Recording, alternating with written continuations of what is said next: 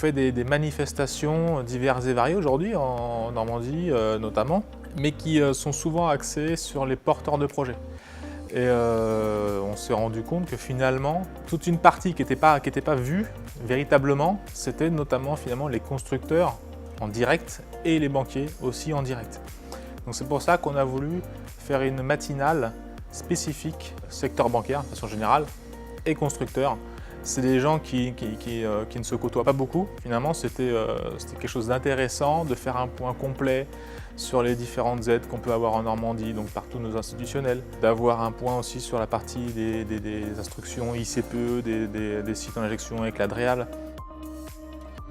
La méthanisation en Normandie comme ailleurs décolle très fortement. Les éleveurs souhaitent investir, les céréaliers trouvent également leur intérêt parce que les apports multifonctionnels de la méthanisation ont été bien identifiés. La question c'est que du coup il va falloir trouver les moyens pour faire émerger les projets, pour que les gens puissent avoir des fonds propres, mais aussi que du coup ils puissent avoir une rentabilité suffisante, du coup soit un accompagnement public via de la subvention, ou en tout cas que les banques puissent aménager aussi leur modalité d'accompagnement. Il faut vraiment faire circuler l'information pour que le plus de monde soit au courant des procédures.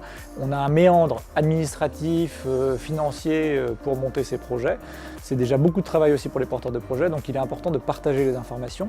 Moi, une réunion comme celle-ci, je trouve ça important parce qu'on voit des interlocuteurs de banques qui ne sont pas là habituellement. Il faut vraiment mobiliser tout le tissu bancaire, tous les acteurs. Et du coup, il faut les mettre à niveau, il faut partager cette information. Donc actuellement, on a pas mal de demandes concernant l'accompagnement de projets méthanisation. Donc il y a une quinzaine de projets qui ont été accompagnés aujourd'hui et une vingtaine qui sont en projet. Donc on fait de l'accompagnement de projet, que ce soit individuel ou collectif, et ensuite ça va être de la phase d'émergence du projet, la constitution du groupe, les pré-études de faisabilité. Et ensuite, on va accompagner sur toutes les autres phases. Donc ça va être le choix du constructeur et jusqu'à l'étude de faisabilité finale et aller chercher les financements. Donc on accompagne vraiment jusqu'à ce que le projet sorte de terre.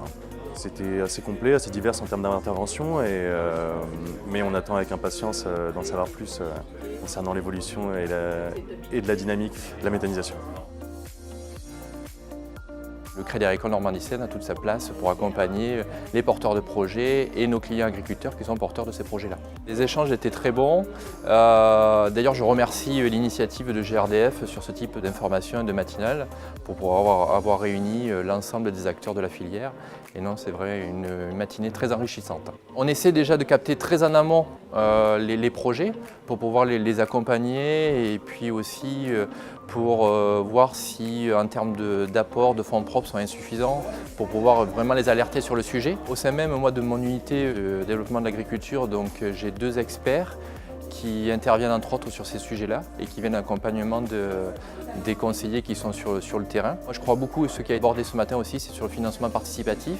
Donc nous-mêmes, on intervient, on a un partenariat avec Mimosa Transition. On ne peut pas obliger les porteurs de projets à aller sur ce type de financement-là. On leur fait découvrir, justement parce que je pense que c'est très important, même s'il n'y a qu'un petit bout de dette qui peut être un financement supérieur à ce qu'on peut proposer, mais en termes d'acceptation sociétale, je pense que c'est très important, ça peut faire gagner du temps dans le projet en fait. Notre rôle aujourd'hui, vraiment, c'est celui-là, c'est de faire des manifestations, faire parler du sujet méthanisation, faire monter en compétence la filière, c'est faire rencontrer les gens pour faire en sorte que ça puisse se faire. Pourquoi pas refaire le même genre de choses finalement en fin d'année ou l'année prochaine, on verra sous quel format, avec l'évolution de la PPE, l'évolution aussi du droit à l'injection, peut-être des items un peu plus spécifiques, donc voir après sous quel format, continuer à les informer et à les enrichir sur le sujet. Ouais.